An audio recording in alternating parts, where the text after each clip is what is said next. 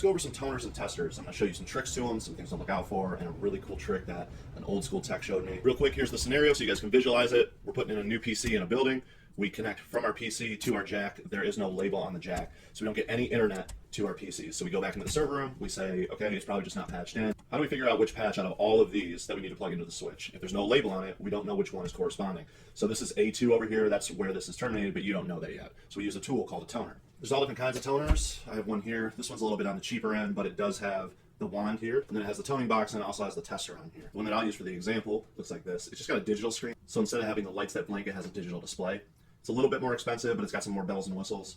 For instance, it'll tell me how long the cable is, if there was a break in the cable. So if I knew the cable run should be about 100 feet just by walking from the server room to the computer, and I plugged it in, it'll tell me that, let's say the cable is 25 feet, then I know that it's snipped up in the ceiling somewhere. I rarely use the bells and whistles, to be honest, but this is the one that I prefer to use. Now, they're all going to look a little bit different. For instance, this one has multiple ports all over it. So if someone hands you one of these, don't feel dumb because they're all different. So you're not going to know which setting to put it on, how to turn it on, which one of these ports. You can do some trial and error. So if they hand it to you, you can just walk into the server room and then plug your cable in and start testing it before you actually start toning things out. These ones are a little bit more straightforward, but if you end up dealing with one of these, it's okay. So don't feel dumb about it. All right, so here's live scenario. Here's the faceplate. It's not labeled. Then I have a cable running to the back of the patch, and we'll tone it up. First thing we're going to do is we're going to take out a patch cable, and we're going to plug it into our toner. And we don't want to plug this directly into the wall plate just yet because we want to test this part first. So I'll take my toner. They have these little volume buttons on them, and these are actually important. So if I have the volume down, I'm not going to hear it, so make sure that you have your volume up on it. And then we'll test the actual cable. The reason I say to test the actual cable, if your batteries are going low, you won't get a tone out of it, or if it's a cheap tester, it could break over time. So you'll spend a lot of time chasing your tail over in the server room. We don't want to do that, so let's just test it before we go. Now I'll plug it into my wall plate, and I'm actually going to test it again.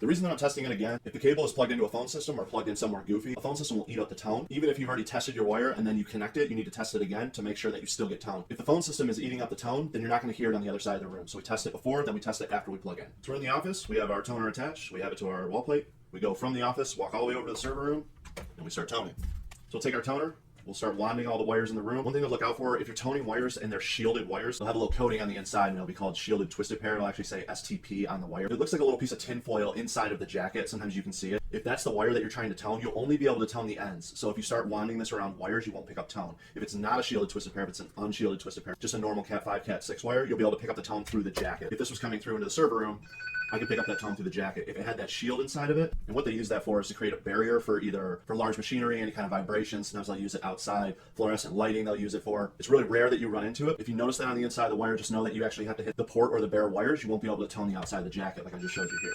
Anyways, we go into the server room and we start wanding around. And as soon as we hit our tone, then we know that that's our wire. You can also tone it from the back. Sometimes these are easier, so you get a louder tone out of that.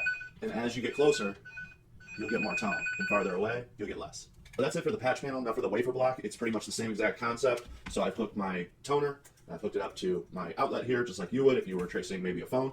And then on the other end of the wire, or in the server room, you're gonna have your wafer block, and we're gonna find that. Now these wafers are sometimes labeled, so there'll be some pencil or some pen here. The sticker that's actually on the wall plate might give you some kind of idea where it will be. But if you watch my last video where there's a ton of mess in the server room and I showed you that board with all these wafers on it, it can take you a really long time to try to decipher which one of these you're actually looking for. So if you walk into the server room and you have a bunch of these wafers, there'll be a ton of this single pair that's going all over the place. You'll wander around all the single pair, and then as soon as you hit it, you'll get that tone. Also, if you come right up to the wafer, you'll be able to find it right there on the pins as well. But what if you have dozens of these wafers? It's gonna take you forever to try to tone out all of the wires, right? So here's the trick to that. Now, if you notice, my toner is nowhere near that wire.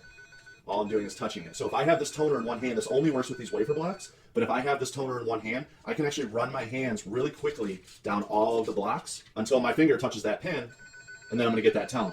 So what I would do, I'm gonna have to put this down because this isn't mounted, so you're not gonna hear the tone. But what I've done in the past is I'll walk up to all these wafers, and remember I have dozens of them, and I'll just run my fingers down all of them with that toner in my other hand. And as soon as I hear that tone, I know that that's my wire. You might have to play with it because your fingers are gonna touch multiples, but it gives you a good idea of exactly what area that wire is actually connected to. So if I'm on the pin and I just move up one, I'm not gonna get that tone anymore. If I move back down to that pin, I'll get that tone. It's a really good trick if you're looking for a needle in a haystack. I hope that helped. Grab yourself a toner because it really helps when you're out in the field, you're chasing wires. Happens more often than not. Make sure you're labeling your wall jack so other people don't have to chase them. As for testers, there's a couple different kinds. There's standalone testers and then there's built-in testers. And what I mean by that, this is the toner that I was using. It actually has a digital display on it. It's hard to read, but it has a tester on it and you would be able to see it. But if I light this up, obviously you can't see the screen. This is that cheaper toner, so it has these little light graphs on it. It's 1 through 8. and each light will blink as we're testing the cable. What do I mean by testing the cable? There are 8 wires within the cable. If light 1 blinks, that means I have a good connection from pin 1 through that wire to the other end. So if you don't get one of these lights lighting up, then you know you have a break in your wire. This is one that I'll use for an example. This is a standalone, so it's not also a toner. These are a little bit cheaper, but it comes apart in 2 ends. So this end, you would plug your cable in, and then you would go to wherever your cable is on the other side.